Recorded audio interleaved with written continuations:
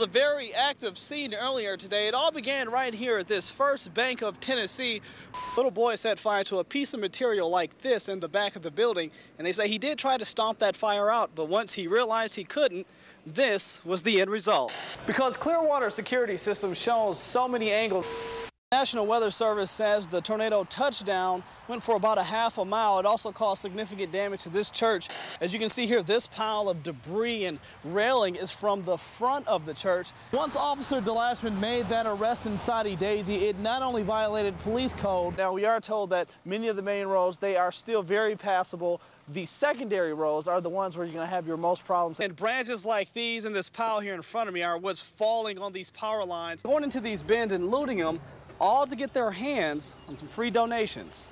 Wind so strong it knocked down power lines and even trees like this one. It even caused it to crush this resident's garage. This will last until 8 o'clock tonight. The family is inside. We're told it's almost an hour and a half wait just to see the family. Now, one thing you want to keep in mind, as this 92-year-old Hazel Adams was a bit unnerved to find out the door-to-door nursing program from Southern Adventist University will no longer visit her home. My blood pressure and check my,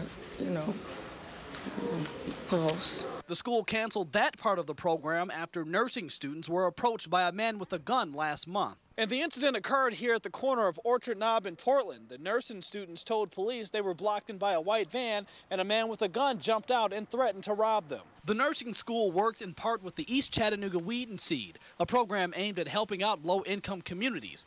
The board chair says he was disappointed when he caught word of what happened. Some of them is bedridden, so that's a real valuable resource to them. Then to have one person to destroy that, that's terrible. The dean of the nursing school says the board agreed to pull the door-to-door visits because the school is held liable if something happens to the students, a risk they're not willing to take. Do have adequate supervision, and that their environment is one in which we feel they are safe, and we know anything can happen anywhere. And now that leaves Adams searching for another option. She says she's not opposed to driving to the doctor's office, but she says having that personal care at home made things much easier.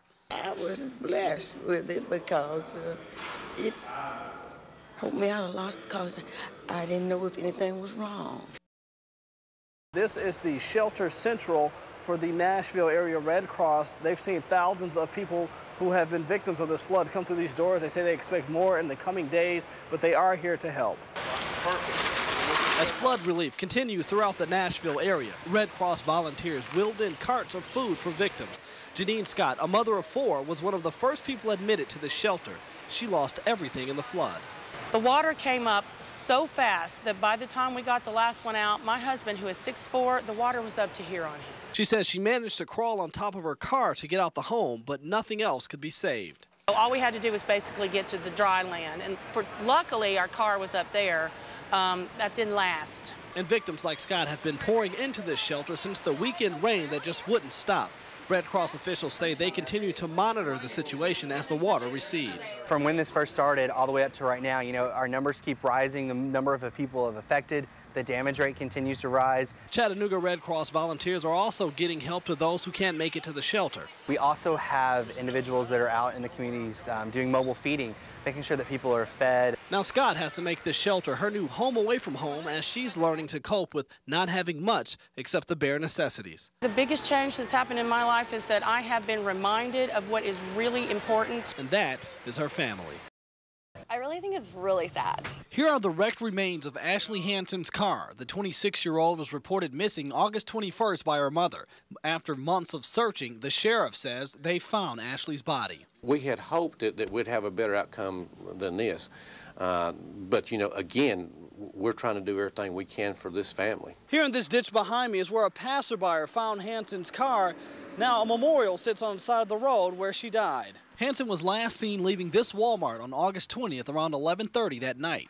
Her car was found only about 3 miles down the road Monday night. crashed into a tree off US 19. They're beginning to have at least a little bit of closure, and the community has been great to support the family. We needed for that to continue. The sheriff's office says the body could have possibly been sitting in the mangled car since her disappearance. An investigator's report states Hanson was already decomposing. Some say it's a shame they couldn't find her sooner. Kind of sad that, you know, they didn't look as hard as they could have to find her body, you know.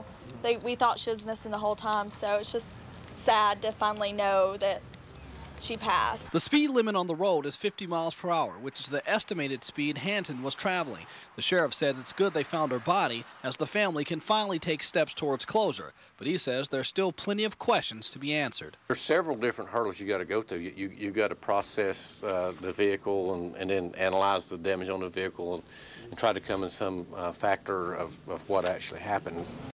Opened fire as soon as the officers walked into the store. They exchanged gunfire for about 200 yards. Police Chief Bobby Dodd told us early on this morning that an officer in the community had lost his life. Just before 10:30 this morning, we had a robbery in progress. And here's an update. Officer Johnston has been released from the hospital, and at last check, Matthews was still in a coma under doctor supervision. And Eyewitness News reporter Megan Boatwright has been covering this story from the very beginning. She joins us right now live from the scene on Brainerd Road. And Megan, we are told this will be a very lengthy investigation.